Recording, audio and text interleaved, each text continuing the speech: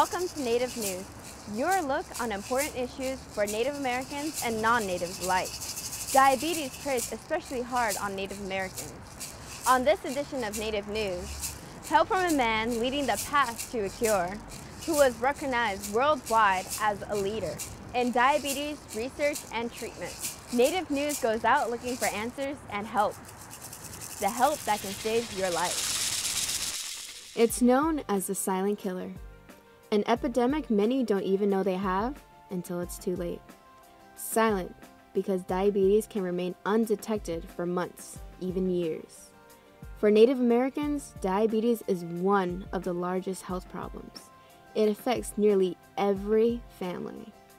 I have a stake in it because I am diabetic. My family on my mom's and dad's side had they were diabetic, and I see just problems after problems on every reservation.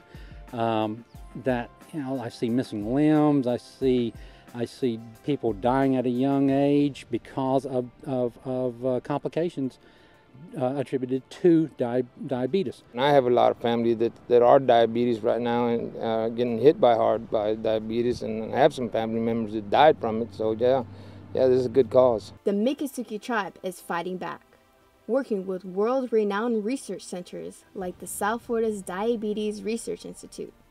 This golf fundraiser was sponsored by the Miccosukee tribe to benefit the DRI as they search for a cure. And it appears there is something about genetic risk that is present in Native Americans on both North and South America that increases their likelihood of getting type 2 diabetes.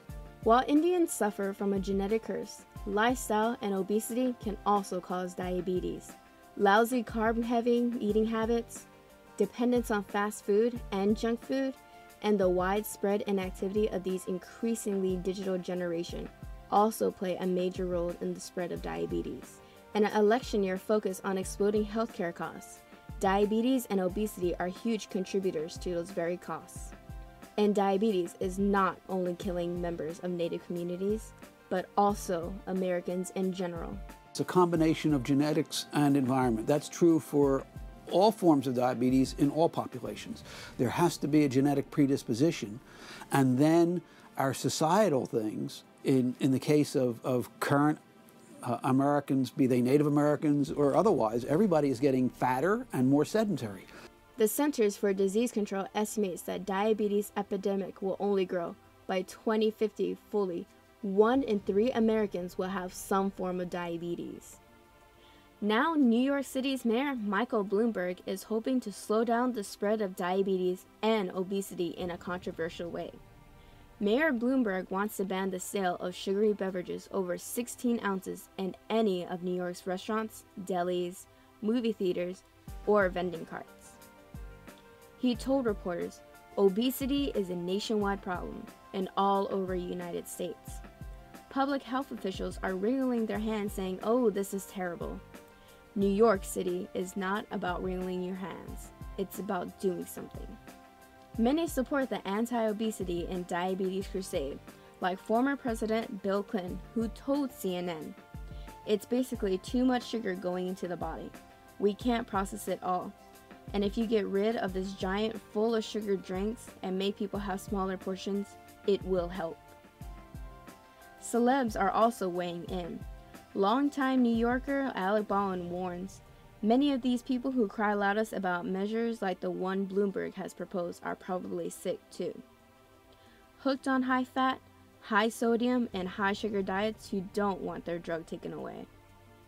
I mean, it's kind of a drastic measure, but it really brings attention to what's going on in corporate America, the pursuit of profit, things like that. So it's kind of like an activist thing to do.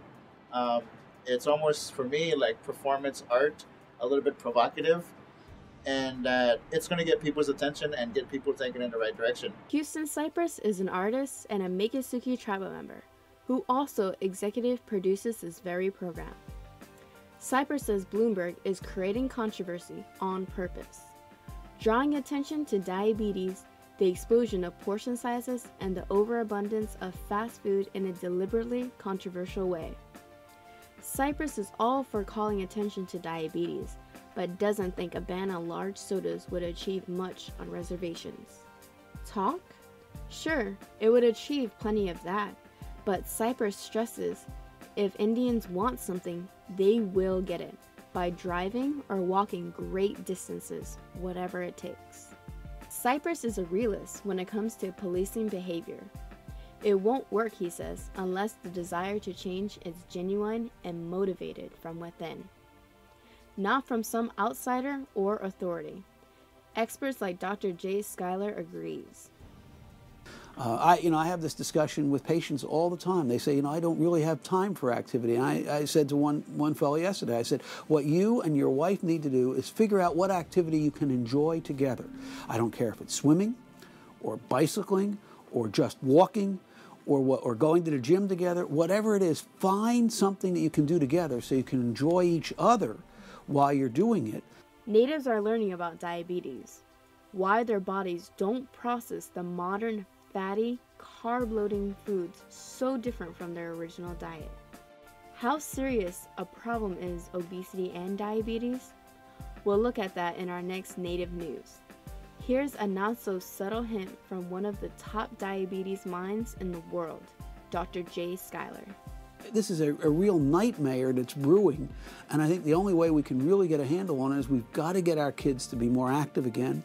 We've got to get people to watch what they eat and cut down on the calories and really try to get rid of this obesity inactivity epidemic that's going to destroy this country